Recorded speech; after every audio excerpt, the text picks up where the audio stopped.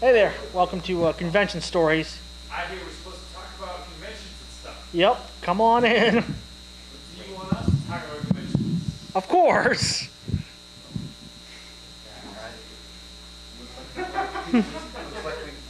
I knew putting you this time something good. Yeah.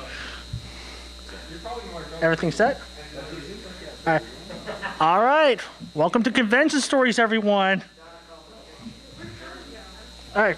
I'll be there. You go ahead. If you all want, come on, take a seat, share some, and you'll have the chance to share some of your amazing convention stories. I love it. Who are you? Very good question. My name is Stan Rizai.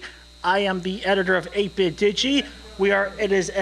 It's an online news site that covers gaming, video game events, and tech conferences in the Bay Area. Yeah, you're sobering up really quick. And I assume that means you go to a lot of conventions. That's correct. Yes.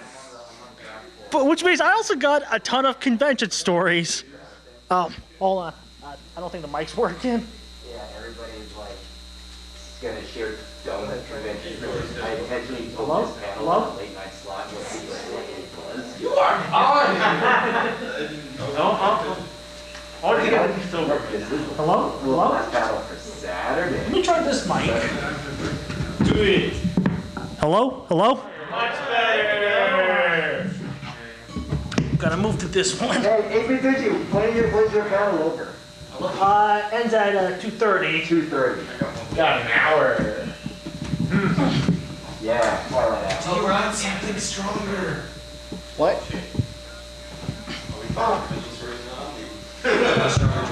Oh no, I'm good. All right, let's begin. All right, so to start again, I'm Stan. I am the editor of 8-Bit Digi, a Bay Area gaming news site I go to a lot of conventions, mostly gaming and tech. So I got a lot of awesome stories, but I also want everyone here to share their awesome story. So let's begin with the obvious. Who's been having a great time at MAGWest? Yeah. Awesome. So who has an awesome MAGWest story to start off with? From you? Yes. I don't got any stories. What?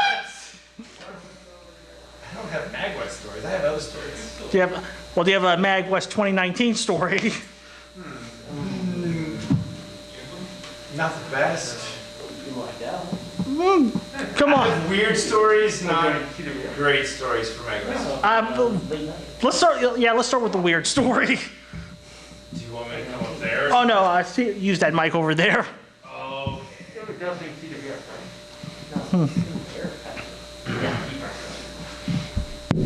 Oh, this one works. Hello. Hello. Hello. Everybody. Yeah. I like you guys. You guys are the best audience ever. Seriously, fuck those daytime people. This is the audience right here. Yeah. You know it damn well. Anyways, I'm Jonathan. I am department head for tabletop. Hi, Jonathan. What is this, an AA meeting? Shush. Where's the camera I'm supposed to look at? Whatever. I will talk wherever I want to. So 2019 stories you wanted. Sure. Okay, mine is a little weird. So MAGWest was started by a few friends of mine.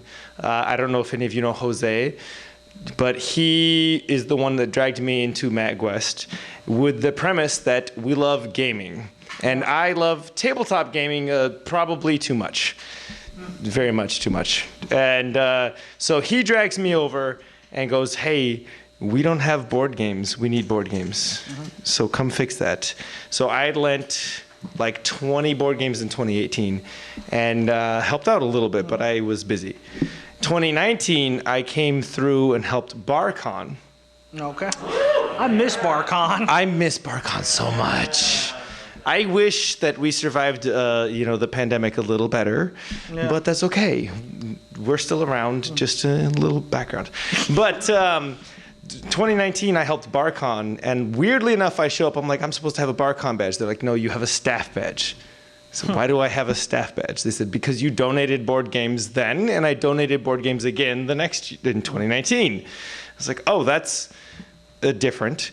So then Jose tried all weekend to convince me, you're supposed to get a t-shirt, you're supposed to get this, you're supposed to get, and I was like, I don't feel like I'm really staff. I just hear some board games. Am I running things? So it felt really weird. And I was like, no, I don't want these staff perks. And so this year, I actually took over tabletop and went, hey, let me actually help. Let me actually earn the right to be here and do more than just give board games. And let's actually teach people games and do so much more. So now we have a library of like 150 board games, people on staff who will teach you and everything. It's amazing. Yeah. So 2019 was a really weird year, which is why I said it's a weird story. Yeah. But it was a really weird year because I was like, am I staff or am I bard? What am I? I don't know what I am. So I had a weird moment there. But yes, tabletop for life. All right. For all of you. Anyone else have a MAGWest story to share? I think I got some. Do it! Do it. Yeah! No, I don't really got anything at all, but besides, have you guys been to FanimeCon? Yeah. This used to be, like about 3 years ago, this was the 18 and up hotel room. Yes, it Yeah. still is technically. Yeah. That was cool. That's all I really got to say. That was cool. Oh, you're talking about like Silver Island? What? He means that this room showed porn. Yeah. Ah. Yeah. And I just be in here like hanging out solo, like Travis, what is it, Travis Bickle, Taxi Driver? I just be like watching flicks right here, like by myself. That was cool. Did you pass the hand checks? Yeah, my hands were like up. My hands were pretty much up here the whole time. I think, I don't know. But I remember they did not allow you to take your cameras out. No, they're serious about that. Yeah, at one point I thought I'd show my friends, but that was a big no-no. Yeah. Other cool thing was they used to have gambling or poker over here, and that was cool. I wanted to spend like over 3 hours, and my friends were just like, let's go home, man. I was like, dude, I'm still trying to play, man. I'm still trying to hit the jackpot. That's why you get the hotel room for Fanime. Yeah. Yeah, no, we were staying in about like an hour away in Pacifica at the time, so Wow. they wanted to go home. I wanted to keep on playing, and we were showing hentai through the night, but that's about it. Yeah, good times, man. Have you ever had a chance to check out bad hentai at Fanime? Yeah, we watched Bad Hentai, the last Fanime. It was Nice. like about a couple months ago. Yeah. That was cool because like cons were pretty much going at that point. It was not quite this.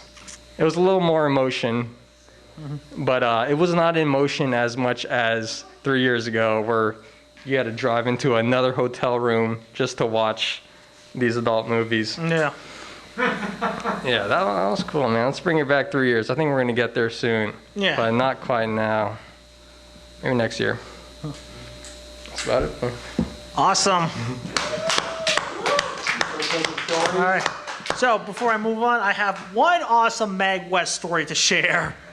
All right. MAGWest 2019. I was here giving a panel on indie game marketing. Once I was done, I met up with a few friends. We, out of the blue, decided, hey, let's sign up for the Super Smash Bros. Tournament. What's the worst that could happen? So we sign up, we go to play. Turns out we're the only people who signed up, so we win by default. So that's my awesome MAGWest story. All right, so moving on. Favorite celebrity guests you've met at a convention. I'll start. I think favorite will always be John Carmack at any Oculus Connect. Oh, he's the greatest. Yeah. Anyone's ever met Carmack before? Did we miss the bad or cringy story segment? Not yet. Okay, cool. No. So if you ever talk to John Carmack is probably one of the most open people you'll ever meet, to the point that he has a team whose job it is to tell people, hey, don't post this online or don't print this. It's supposed to be off the record. A very old, great guy. So, anyone has a great celebrity guest story to share?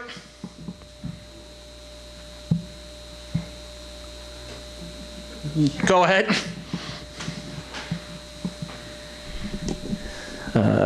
Oh yeah. So SAC Anime used to actually invite Japanese guests. They're known now for just like English voice actors. But back in the day, they actually would invite some like lewd artists, and one of them was Toshio Maeda.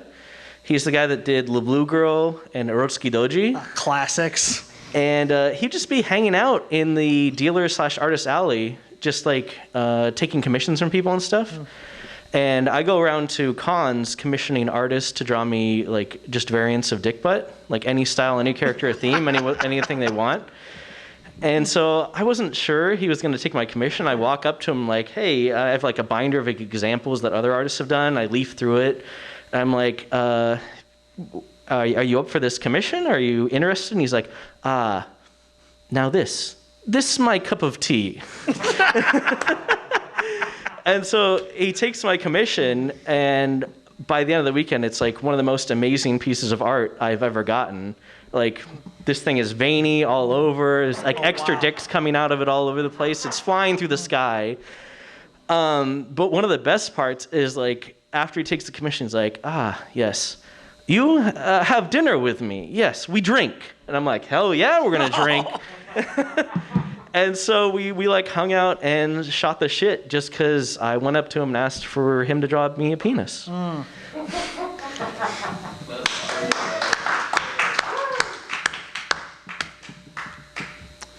Anyone got something that could top that? Go for it. All right, so this actually happened at MAGFest proper.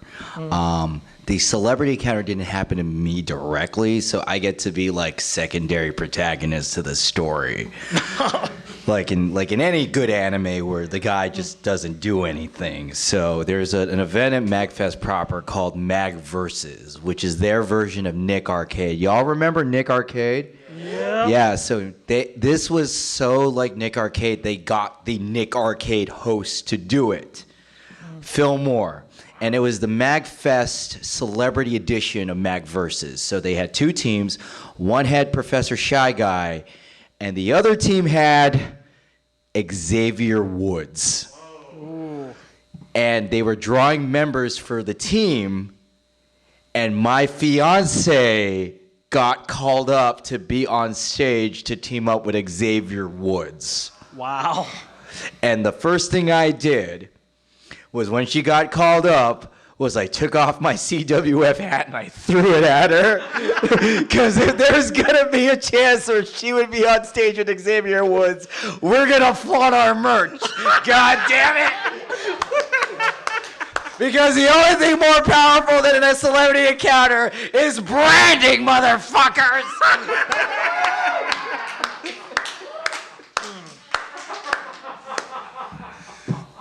Great story. Get your merch over. Yes. Anyone else have a celebrity story they want to share? Come on down. Hello. Hello. I don't know when this was. It was a few years ago. But I was at PAX West. I'm from Seattle, so West Coast, the best coast. Yep. So I was at PAX West, and I was on my way to see Jacksepticeye. He was performing in one of his things. We were on our way, and there was a Starbucks on the street, and they, like, the way that the Starbucks was laid out is that there was a window that looked onto the street, but there was in like chairs that you could like see out. And so at the time, don't anymore, don't smoke cigarettes, kids. I did smoke cigarettes at the time, but so I was like getting that out, and I was trying to find my lighter and like trying to light it, and I was like really awkward, like with my like backpack and like all that stuff. And my sister was like, Jenny, look up, Jenny, look up. And I was like, what? I'm trying to get my cigarette. Like I was like telling, I was like, dude, I'm trying to like get this. Like we need to like get there. Like what are you trying to get me? She's like, Jenny, look up. And I looked up, and Markiplier was sitting in the thing, like looking out. And I like stopped and I looked, and we made eye contact, and I just was staring at him, and he like raised his eyebrow, and I was just looking, and I just turned around again and walked away, and my sister was straight up like, Jenny, what was that? And I was like, I don't know. And I had like a little panic attack, and it was great. But and then we went to the panel, and like Jacksepticeye like called him out. He was like, hey, Markiplier's like here, like supporting me up here. And I was like, oh my God, I saw him having the coffee right before this. So yeah, it was, I guess, a celebrity encounter, but I definitely made a fool of myself. I could actually relate to that. And here's how. A couple of years ago at Silicon Valley Comic-Con, I was in the green room relaxing. I was about to leave. In comes Stone Cold Steve Austin. I make eye contact, and we make eye contact. It happened right in that moment. Time slows. I'm gripping in fear because I've just had a surprise encounter with Stone Cold Steve Austin, and my gut instinct is get out of there. Exactly. That's what happened. Yeah. Shout out to Markiplier and Jacksepticeye. They're great.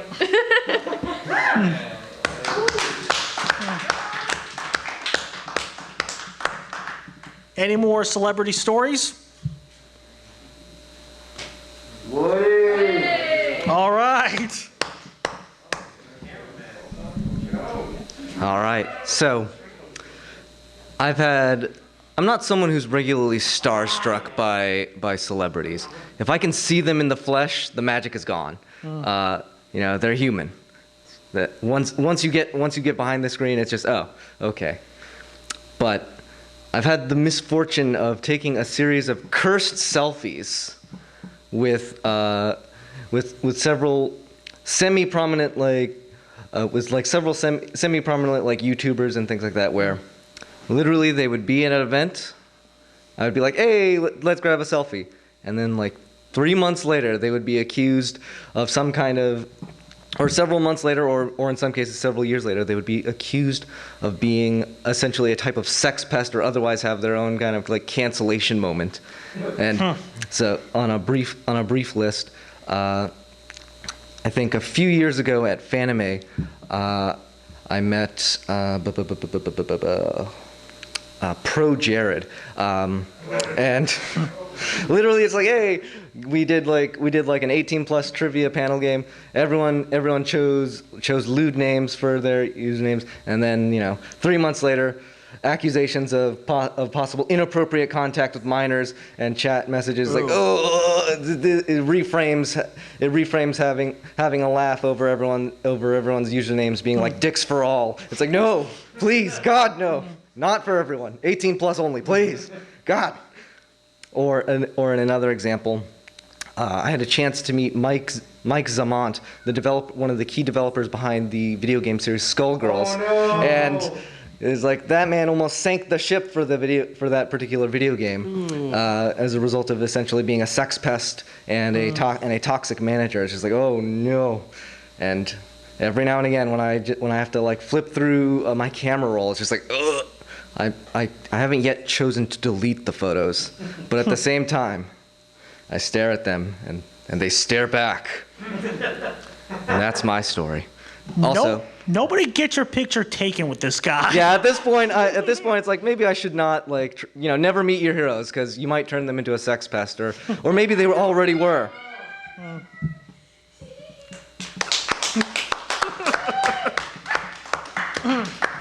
All right, moving on. Let's see. Anyone have any interesting, good stories to share of the last convention they went to before the pandemic?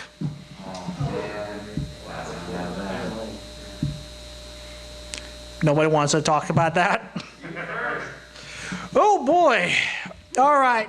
So last convention I went to before the pandemic, the Consumer Electronics Show in Las Vegas 2020, which is one of those mistakes that only could happen during Anime Expo over Korean barbecue. The story behind that is I have this tradition with my friends where when we go to Anime Expo, we go after the convention, we go straight to K-Town, get some Korean barbecue, because you just have to. Anyone ever had Korean barbecue in K-Town, LA? Yeah. It's delicious. I mean, I'm not even going to pretend to say Santa Clara's K-Town is better. So anywho, we go there, we start sharing all sorts of like convention stories, which is where also the idea for this panel originated from, just friends talking about conventions over food. So anyhow, one of my friends brings up the fact that how he went to the Consumer Electronics Show 5 years ago, and we all come up with a brilliant idea. Hey, let's go again. Let's all go this year, which we all did, and that was. And I wouldn't. And even though it was fun to go to the Consumer Electronics Show, I would absolutely never want to go back there because it is ridiculously crowded. I would say definitely more than Anime Expo, and Las Vegas is absolutely not my town. Then a few months later, pandemic happens. Yay.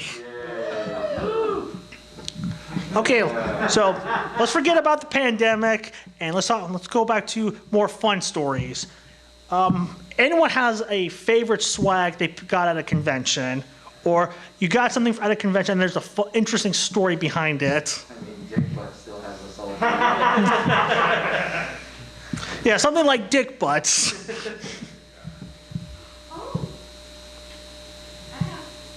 Come on down. I don't have it with me, but.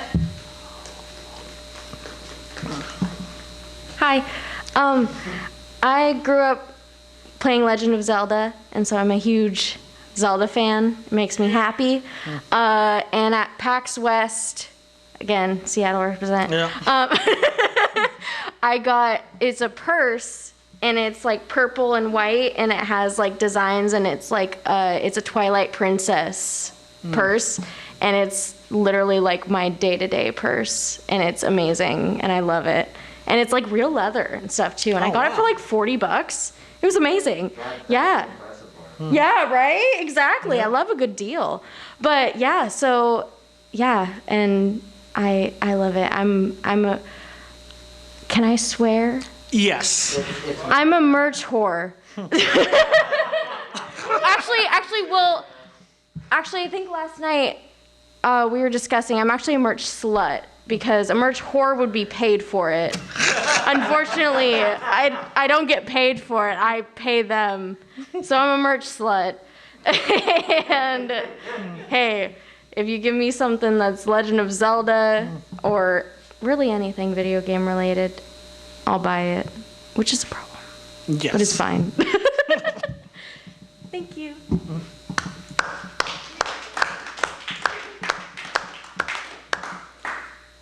Okay. Come on down. I have a bit of a bittersweet story about one I picked up that meant a lot to me. So growing up here in the Bay Area, one of my best friends, he was we were both like anime fans, very much. And he had, I remember on his shelf, from G Gundam, a God Gundam toy with like a light up chest in the center. If you've ever seen G Gundam, like this particular Gundam, like a big light up center of it. Oh, okay. And it's like super rare. I've never seen it anywhere else, but he had it like in part of his collection. He had like adorned in his room, and he always knows that. So about a decade later, he's doing time, pretty much. And I never saw that toy again, but I always remember have memories hanging on his place, seeing it on his wall. What was it about? At FamilyCon Swap Meet, not even about 4 or 5 years ago, there was someone there selling the exact same toy. And I knew I had to have it, so made him offer. I picked it up from him, took it home. It's in a box, and my friend is you should be leaving time to be done with time in about 2 years from now. So once he's out, I'm gonna unpack that G-Gundam toy out of the box and hand it right to him, and it's gonna start over again, and it's gonna be good to see him back, and gonna geek out over G-Gundam all over again. Awesome. Looking forward to that day.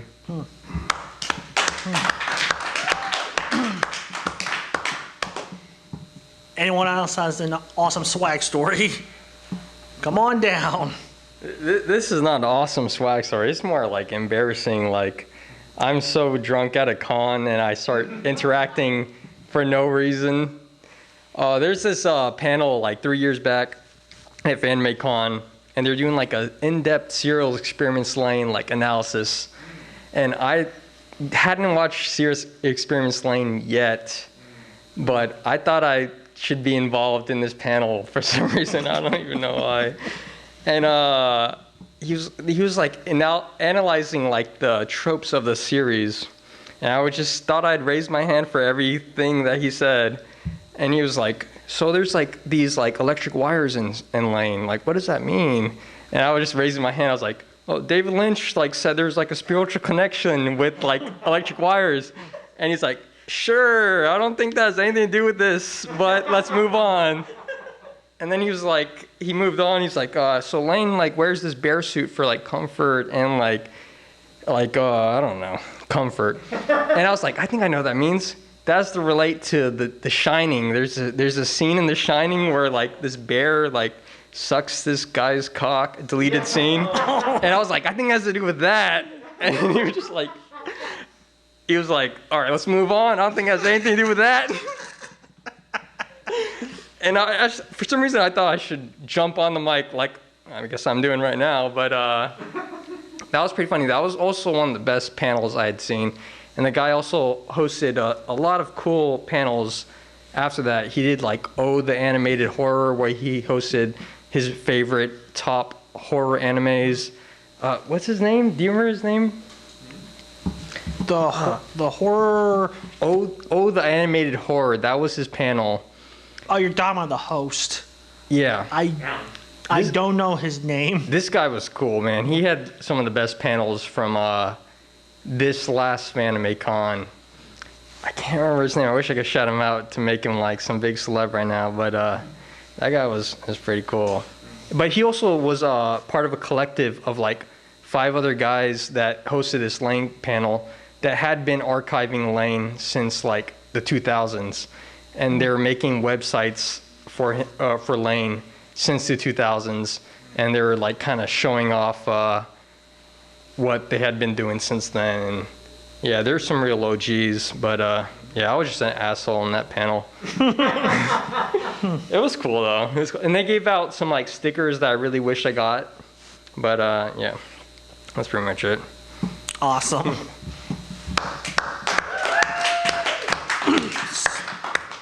So my swag story is getting pretty simple.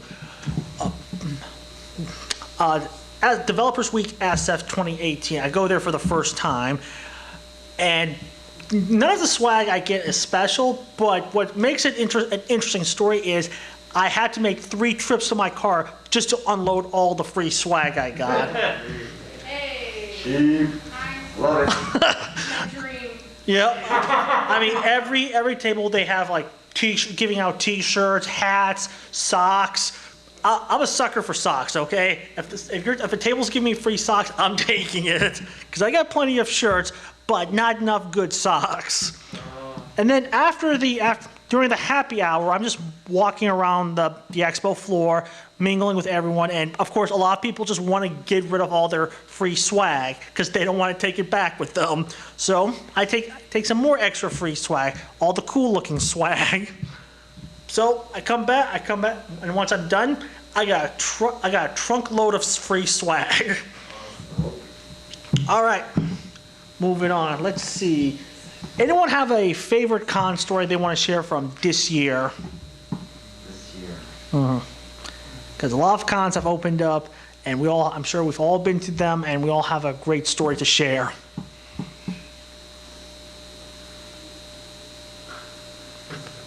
All right, you know what? I'll start with one then.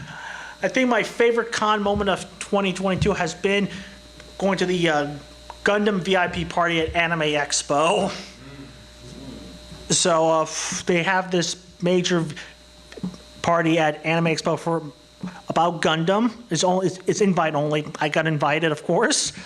And so first what they do is they unveil the new Gundam models in a panel hosted by, I forgot her real name, but she's also known as Vampire Bite Me. She's also a regular guest around here. And then they have then they talk about the Gundam video games. I got to play the latest one, SD Gundam Battle Alliance, is coming out this August 25th. Got my review copy. I can't say any more, but it's a fun game. I'm loving it. And after that, we have a special.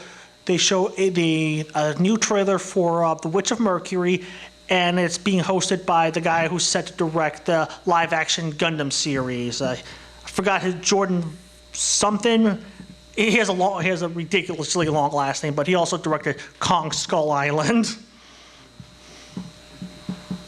And that was the highlight of my Anime Expo, even though I absolutely don't like going to Anime Expo since it's incredibly crowded and incredibly hot. But that was definitely a great experience I had. So, anyone has a story to share? How was the cosplay there? Oh, fantastic.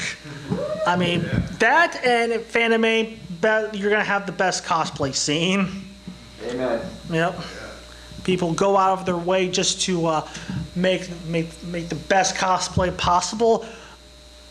And of course, a lot of people will have to realize that we'll need to find the balance between authenticity and realize it's gonna be ridiculously hot there. That guy's name was Mongrel with an E. If anyone ever knows that guy hosting panels. Oh, okay. Mongrel with an E. He's like a white dude with long. Well, he has long hair now, but he didn't used to. Oh, okay. I don't know. I just thought I'd throw it out there. Anyone else have a convention story from this year they'd like to share? All right. So I was lucky enough to have attended San Diego Comic-Con, and the highlight from that weekend was attending the Dragon Ball Z concert. Nice. Yeah, at the Shell Auditorium behind the convention center, and it was just they actually brought out the San Diego Symphony Orchestra to provide the music. They flew out not the original singer for the opening themes to Dragon Ball, but I guess someone who was a close second. But he actually sang the theme songs while the orchestra provided music. And actually seeing video play for all these classic scenes, all these classic fight scenes from Dragon Ball, and seeing like the actual orchestra, actually performing these tracks live, group watching on bootleg VHS, and then actually getting to watch, in movie theaters recently, and actually hearing this live was such a thrill, gave me chills, and ended with a big fireworks display, and just thought as a longtime fan, huge longtime fan of Dragon Ball, going back 25 years plus, and from the days where we would just trade copies of untranslated manga, like VHS tapes, Super Famicom game cartridges, and all that. We've come a long way, and actually being in a big stadium or a big show auditorium. Outdoors, and seeing everyone just packed and just enjoying the music of Dragon Ball and doing karaoke to the opening theme at the end was just a real happy moment for me. Be able to celebrate my passion, geekdom for something as silly and over the top like Dragon Ball. But I'm glad we're all there for it, and I'm happy and glad to be a fan to this day. Yep. Cool. What year was that? What year? This year. Anyone else have a convention story from this year to share? This year? Yep. Sheesh, we're just coming out of the pandemic, sir. We're still in a pandemic, but there's been a lot of conventions this year. I mean, I've been to GDC, Fanime, Anime Expo, Crunchyroll, and now MAGWest. Have you ever met an angry video game nerd? What? Have you met angry video game nerd? No, but he is on my bucket list of people I want to meet. Yeah, you met Donkey? Who? You meant video game junkie. I don't think he qualifies as subject worthy for you. as a highfalutin journalist. Have you met All right, so if you who? Who? Yes or no? Have you met Pro Jared? Pro Jared. No, unfortunately, I haven't. You don't have a curse. I gotta take a photo. All right, let me. The thing, honestly, right on the top of my list of people in the game industry I really have wanted to meet, Hideo Kojima is definitely number one on that list. Number two, John, and number two is John Romero. That's yeah. Right, John Carmack. I've already met Carmack, so it's natural I meet Romero. I've met Yoko Taro. He's an amazing guy. I've been to one of his panels at GDC. Yes, he does wear that mask, but he gives a great panel and will sometimes just go off on the most random things. Actually, that actually brings me an interesting con story of how I got into the Nier Drakengard series. I'm not going to pretend like I've been playing the series from the beginning on PlayStation 2. I got into the series after attending Yoko Taro's panel at GDC. I just was randomly walking around. There was this line. I look and I'm like, hey, what's going on? The creator of Nier Automata may have hosting a panel. I've heard of the game. I figured, you know what? I'll go check it out. I go check it out. Great panel, actually. It was mostly talking about the level design, and pretty much the layout of the level was heavily inspired by The Legend of Zelda, the Ocarina of Time. That was his inspiration to create the world. And after the panel, you could either get an autograph or get your photo taken. I got my photo taken, but a lot of people cleaned out the target at the Metreon of Nier Automata just to get it signed by him. And after that, I decided to pick up a copy of Nier Automata for the PlayStation 4. Played it, loved it. Then at the SAC Gamers Expo 2019, I see a copy of Drakengard that I've just learned about or became familiar with because of Nier. I picked that game up at the time for $25, which is a great deal. Now it goes for $50, but picked it up and played it for hours. I probably played that game more than I played Nier Automata. I have not picked up a copy of Drakengard 2. Mostly it comes down to it's super expensive and everyone has told me it's not worth it. Drakengard 3, however, fantastic game for the PS3. I highly recommend it. Okay, let's see. We still got some time. Here's another touchy topic, but bear with me. Virtual events. What was your favorites? I didn't participate. No. What's up, Atlanticon? MomoCon? I thought theirs was actually pretty professional. This was like right as the pandemic happened. Care to share? It was just, I just thought it was well run, that's it. Oh, okay. Otherwise, it's just a virtual panel. Yeah. Anyone want to share their opinion about virtual events? Bust. Why? I mean, I can share it out see. But We can share it virtually. Yeah, that's how they go. A quick sense of that, like last PAX I worked at, MAGWest, as an enforcer, they were like, oh, let's just do the PAX get together as a virtual event. Sure, do we really want to do that? Because like before then, we would actually just go to a bar that would have like so many drinks. There's like because of COVID. That's gonna happen. Unfortunately, we all have to wear masks now. And I just feel like the virtual thing just takes all the fun out of it. Yeah. My opinion on virtual events is, I'm not really into them. I'll be honest. However, I do also see it as necessary, since not a lot of people, there are people out there who want to be involved in the con scene, but just can't for whatever reason. So the virtual gives them a way to see their favorite celebrities, see their favorite panels without actually wanting to come to a convention. So I see it as both as good. It has its positives and it has its negatives. Do you do any virtual cons? I did host this panel for Virtual Fanime 2021. That was a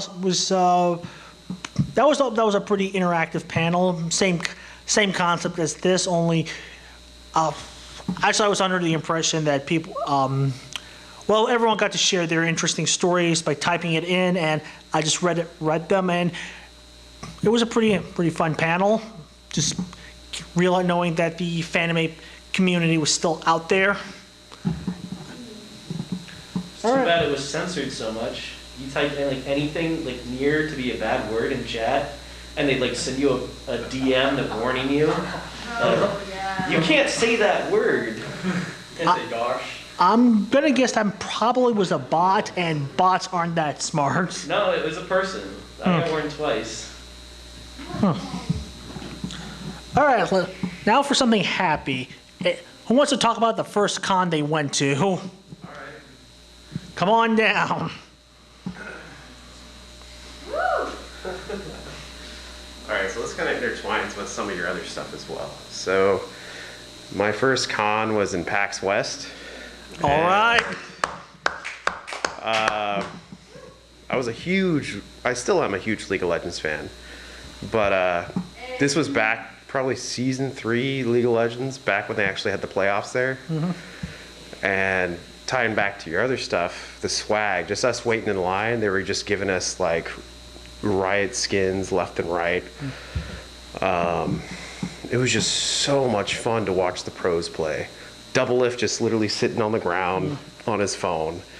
I got to meet Dyrus, TSM, just all the fun stuff there. And then unfortunately, after that point, Riot left. But the best part of that was they decided to do a pub crawl. So there was a Riot pub crawl. You had 10 bars to go to. I definitely went and did that afterwards. I met some lifelong friends after that, but I got to meet Morello. So if anyone played League of Legends, Morello was the one who was always critiquing the game. And the biggest thing was just like about Aurelia. But it was just so much fun to actually meet someone that was making the game. And that's what made PAX so special to me. But things kind of changed after the years, but it was just a lot of fun. Well, that's why we're here. And that's why we're here, yeah. You might be here right now. But yeah, that's what it was. Cool.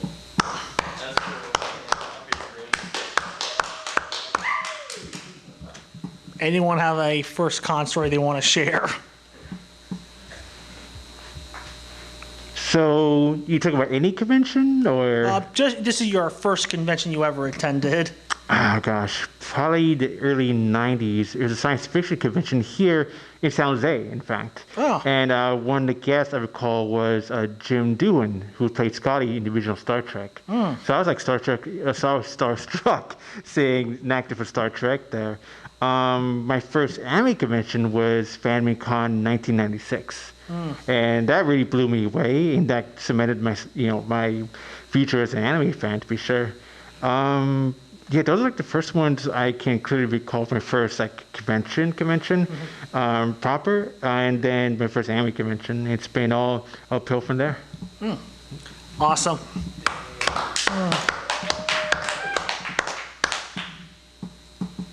Anyone else want to share their first anime convention or first convention overall?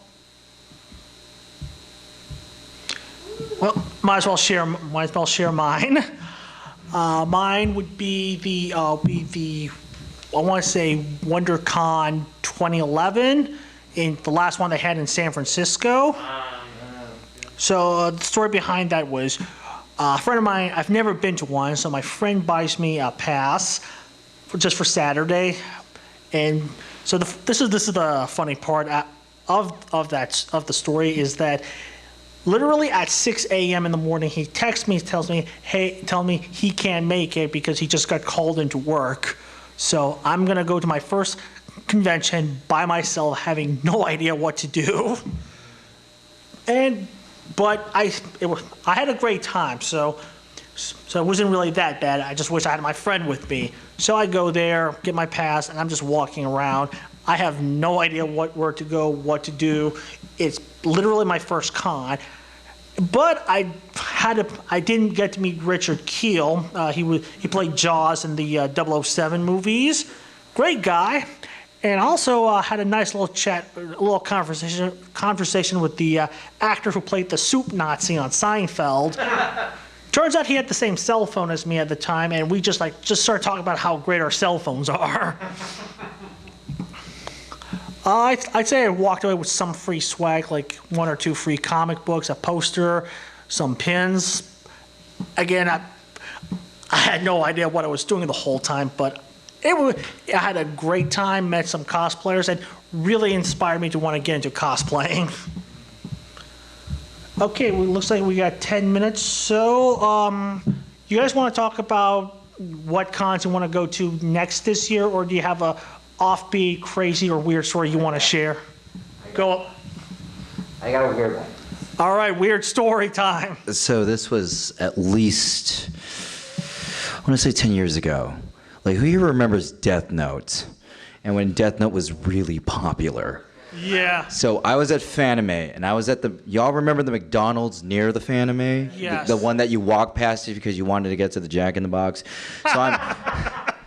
So I was at the McDonald's near Fanime, and I'm eating my stuff, and I'm minding my own business. And in front of me was a Miku cosplayer and a Misa cosplayer. And up walks like this pretty generic white guy, like default character number 3 white guy. And he approaches them like this isn't out of the ordinary. Like white guys always are trying to talk to the hot cosplay people. And he's like, "Hey, are you two here for the convention?" And the girl's like, "Yeah, we are." He's like, "Oh yeah, me too. Really like your cosplay. What's your favorite anime?" And Miku says, "I love Host Club." And Misa says, "I love Death Note." White guy goes, "Oh dude, I really like Death Note. Can you help remind me what happens if your name gets written in the Death Note?" And Misa says, "Oh, you die." And at that moment, I shit you not, the white guy pulls out a Bible and says, "If you die today, would you know if you'll go to heaven?" I went, "What?"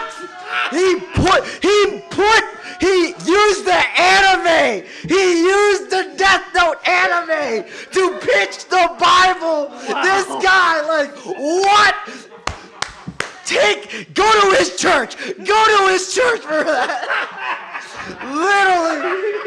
He did the research. He got us. They're studying us. Just go. Jesus is real. God knows everything. And he watches Death Note.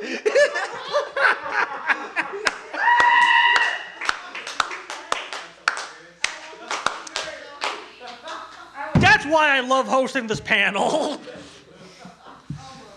I respect it. I know. No, literally, that's what I was like. I just sat there. I was like, yo. I can't get mad. I can't get mad. Did you know if you died today, would you go to heaven? And he did it on a piece of cosplayer. Did he look like young man? No! I told you, generic white guy number 5. He looked like a guy voiced by Nolan North.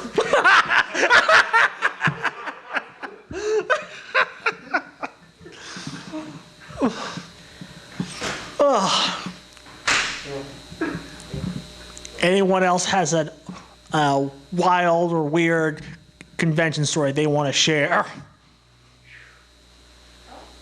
Hey! All right. Sorry, I'm not gonna be able to top that.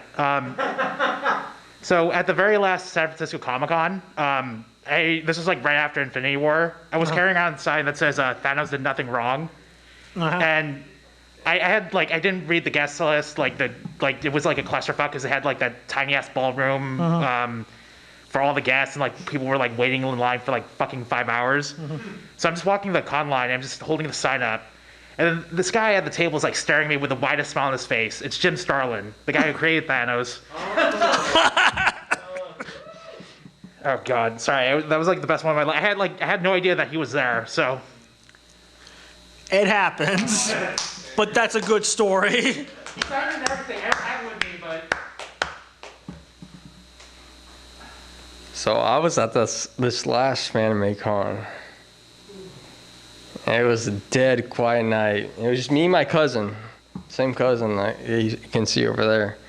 And we were getting, it was about 1 a.m. and we were just grabbing some KBBQ. And someone got stabbed in downtown San Jose. Yeah, right around here, yeah. That's about it. We saw the police and we were like, all right, we're walking this way. That's over there. Let's avoid the conflict. Yeah, that was that. If you guys remember last FanimeCon, someone got stabbed. And I'm pretty sure it was over a FanimeCon pass. Around his neck, yeah. The mystery. Yeah, so when you carry around one of these, just remember Careful. yeah, that's about it. Whoa. Be careful when you brandish that. We all have the badge here. So that's the scary part, is we all got this around our neck right now. Like you never know if someone's gonna stab you over a pass. It's okay. I cosplay as Chris Redfield from Resident Evil 1, and I have an authentic M69 flak vest. They're not gonna fuck with you, I man. was gonna say authentic boulder punching arm. And they won't fuck with you if you're wearing a Leon Kennedy Resident Evil 4. Oh, yeah! If you're wearing a shirt like this, forget about it. Great game, but we all know Resident Evil 2 is the better one. Resident Evil 2 is great. One thing we got in common, we both got Leon Kennedys. Yep. Come on down, friend. Excuse me, but I'm a fear effect fan. Oh, classic. They really need to remake that game. No, they don't. Fuck it up. They fucked up Senna. It's bad. Oh God. You know, I am very surprised. Sorry, but I am very surprised how well those graphics still hold up to this day. Cell shaded, baby. Yeah. Continue. Speaking of zombies, so one year Bruce Campbell was in town. It was like one of those shitty Wizard World, the traveling cons. Yeah. So I don't know if there was like some sort of dispute, but so it was like him and I want to say it's Sam Raimi's brother. So Ted Raimi? Yeah, I think so. So their Q&A comes up. So he comes out dressed as a magician, and like people try and raise their hands, and he just ignores them. He's just doing this magic show, like dressed as a wizard and everything. And like they're like ignoring the audience. They're like like they keep doing like these basic ass tricks, like stuff you get from like a dollar store. Yeah. So in the end, like Bruce leaves like 10 minutes early, and like people are just saying, "Hey, come back! There's a Q&A." So then he comes out. He grabs like a kid, like a 3-year-old kid from the audience, and then he asks him questions. It was like people were pissed. They're like, well, half the audience was pissed and half the audience was like just loving it. Yeah. Oh, by the way, you know Bruce Campbell's going to be in Sacramento tomorrow, or well, technically it's Saturday, so tonight. For what? They're having a screening of The Evil Dead over at the Colonial Theater in Sacramento. Oh. I saw him, like, I think he does it, like, every time for Sketchfest, too. Yeah, he was there a few times. Yeah. All right, come on down. I've got a pretty crazy story, but I think most people probably know about it. So, Anime Los Angeles 2019, it's like Saturday night. It was actually, I was coming out of another Con Stories panel there, out of the Doubletree Hotel. I was walking back to my hotel in the Azure with my buddy. We're walking back, and we're like, Oh no. what's going on over there? There's like a crowd gathering, there's people there, you see like lights flickering, and you're like, what? And you get closer and you hear like crackling, and you see flames. I know this. And I walk closer with my buddy, and we're like, whoa, what the fuck is going on? And there's like a fire, like a big fire in like these cars, like 6 cars on the back of the Azure Hotel. Oh, wow. And we're watching it for like a minute. We're like, holy shit, this is intense. And like taking some pictures and stuff. And we're like, wait a second, your car is like at the back of the hotel too, like next to these cars. And then I was like, why isn't anyone leaving the hotel? Holy shit, they don't even know anything's going on. So he runs to his car to make sure his car isn't on fire. I run to the front of the hotel.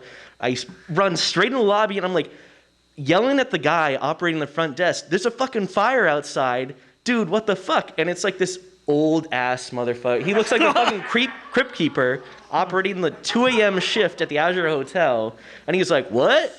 And I'm like, look at your fucking cameras, man. Like, there's a fire outside. And like, he pulls the alarm, and like, it's the, you know, like when someone pulls the alarm, it's not loud. When someone pulls like the real fire alarm, it's like ear piercing. Yeah. Everyone evacs the hotel.